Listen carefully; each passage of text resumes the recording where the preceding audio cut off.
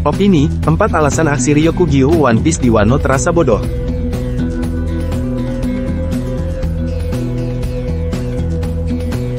Aksi Ryokugyu di Wano sudah terasa kurang cerdas sejak kejadian dulu. Setelah kita menyadari salah satu keistimewaan Yonko di One Piece 1069, aksi Ryokugyu ini terasa semakin bodoh.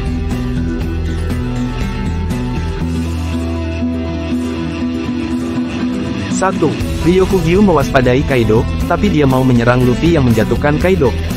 Ryokugyu mengakui sendiri di bab 1055 kalau keberadaan Kaido di Wano adalah yang mencegah dia datang ke negeri itu sebelumnya.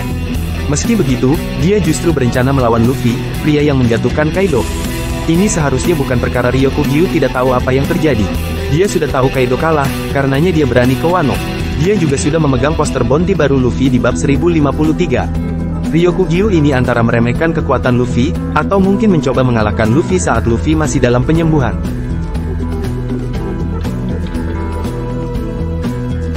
Dua, kita ketahui kemudian kalau CP0 pun tidak mau berurusan dengan Yonko tanpa perintah, tapi Ryokugyu di Wano beraksi tanpa perintah. Dari One Piece 1069, kita tahu betapa diwaspadainya seorang Yonko. Kaku mengatakan ke Luffy di bab itu, karena Luffy sudah jadi Yonko, mereka tak bisa melawannya tanpa persetujuan dari atasan. Nah di Wano, si Ryokugyu bergerak tanpa persetujuan Akainu. Soalnya di bab 1052, Akainu justru memerintahkan Ryokugyu untuk tidak membuat situasi makin buruk.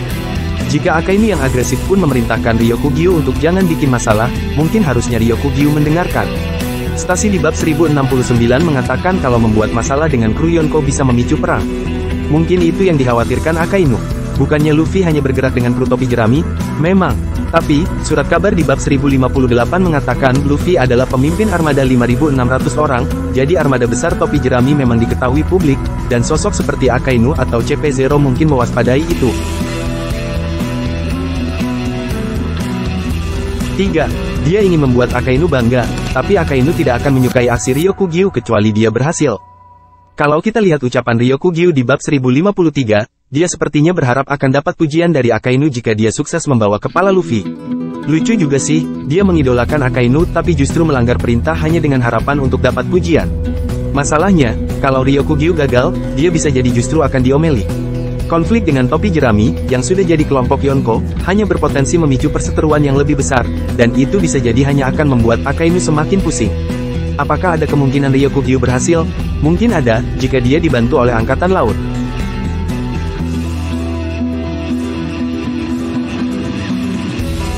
4. Dia bergerak sendiri. Ryokugyu sudah meminta kapal perang di bab 1052. Tapi, dia tidak menunggu dulu kapal itu. Dia bergerak ke ibu kota bunga sendirian. Ryokugyu memang kuat. Dia bisa mengatasi Akazaya 9 dan membuat Momonosuke kerepotan. Meski begitu, Momo dalam pertarungan itu tidak ingin mengandalkan Yamato maupun topi jerami. Dia bahkan melarang Yamato menyerang Ryokugyu, padahal Yamato dengan kekuatan esnya mungkin cocok melawan kekuatan alam Ryokugyu. Setelah Ryokugyu diintimidasi Shanks, kita lalu melihat kalau Luffy, Sanji, Zoro, dan Jinbe, 4 orang terkuat di topi jerami, sebenarnya mengamati pertarungan itu dari kejauhan. Jadi, kalaupun Ryokugyu bisa menjatuhkan Momo, dia akan langsung berurusan dengan 4 itu, plus mungkin Yamato, tanpa didukung Angkatan Laut.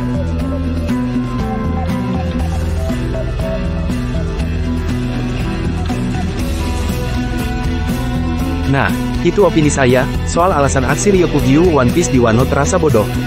Menurutmu gimana? Sampaikan di kolom komentar. See you on the next video.